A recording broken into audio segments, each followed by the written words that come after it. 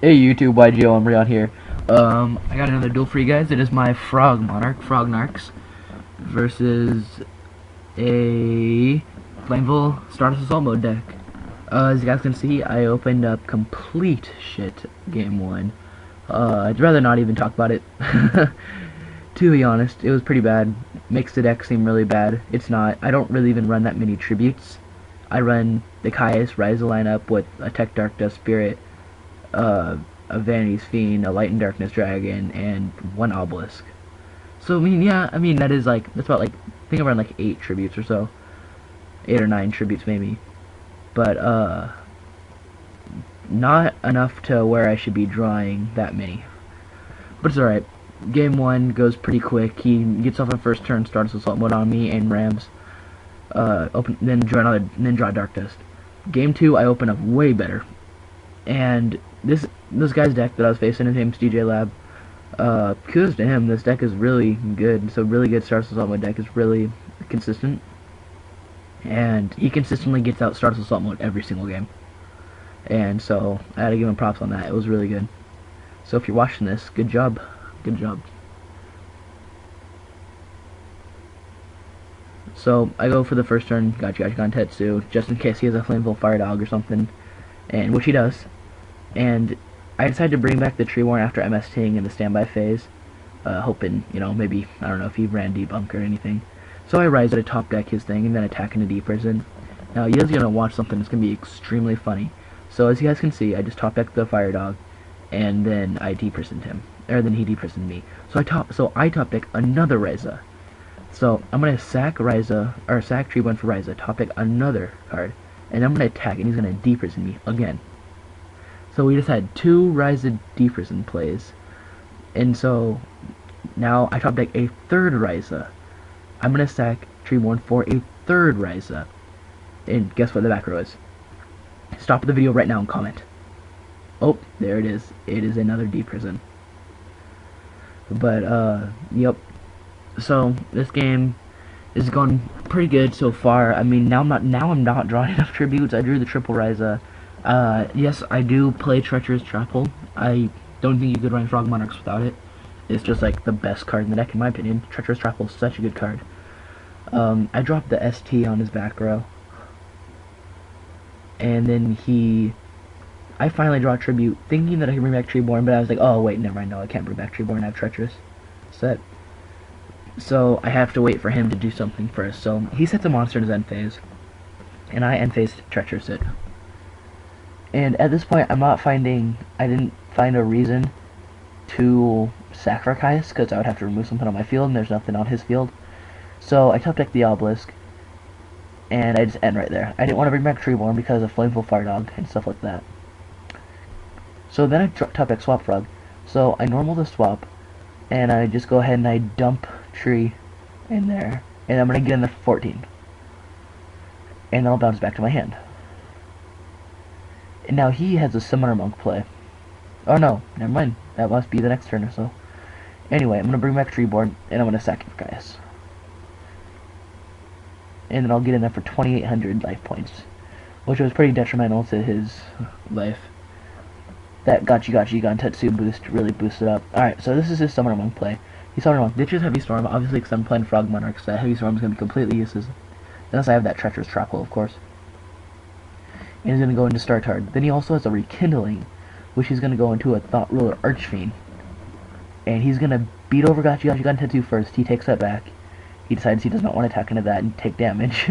So he'll beat over Gachi Tetsu, and then he'll actually do the good play and gain life points when he kills it. Then he will also Assault Mode activate in battle phase to bring out Stardust Assault Mode to attack over Gachi Tetsu one more time. So I'm going to standby phase, go Treeborn, and then I'm going to Econ it to attempt to force the negate.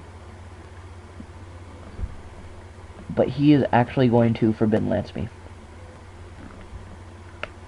And so I'll bring back the Treeborn, and I'll use Ronin Totem's effect, and I'll sack all 3 for Obelisk the Tormentor, which I only play one of in this deck, but it turns out it is extremely good. Quite amazingly good, actually. So I beat over the Stardust Assault mode And at this point, he has the Thought Ruler Archfiend. He can make a comeback. He really could.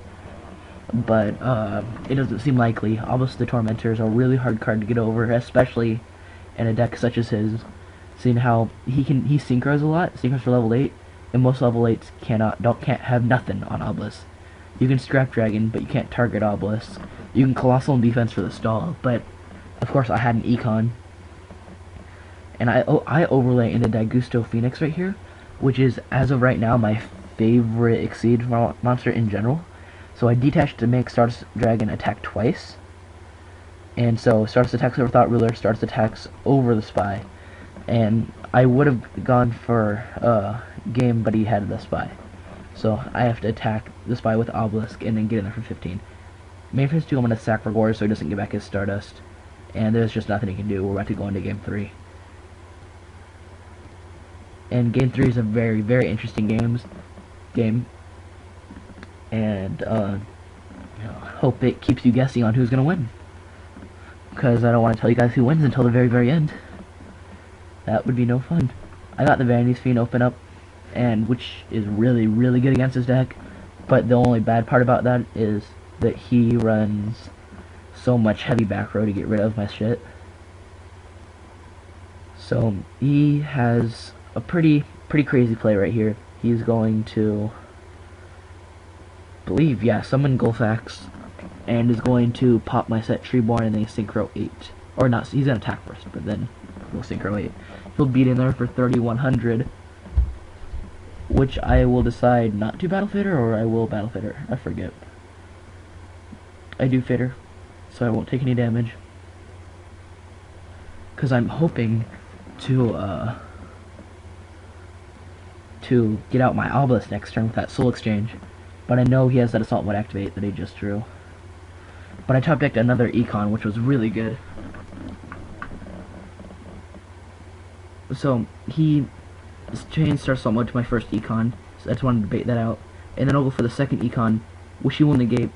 And I'm going to go ahead and sack an Vanity's Fiend so he cannot bring back his Star Assault Mode to the end phase. And I decide not to attack, seeing how Deep Prison or such could be really bad right now. But unfortunately, he has a Book of Moon in end phase, so he can bring back his Stardust Assault Mode. I hope I kept you guys guessing up until this point. Up till right now, game was pretty even, but he's just gonna start wrecking face with his. He's gonna go back into Thought Ruler Archfiend main phase 2, and I'm gonna inflict damage, but that's about the best I'll do. I'll go stand my phase, grab Treeborn, and then main phase I'll go Soul Exchange, which he will negate, and I'll drop Ryza just for. Oh no, I won't even inflict damage because I can't attack. Which I can't attack. Oh, I think if Soul Exchange was negated, I could attack. But he de-prisoned, so I won't even inflict damage. And that's game right there. Or not game right there, but I'm gonna scoop. So thanks for watching, YouTube. Comment, rate, and subscribe. PM me, PM, comment, or whatever. Thanks for watching.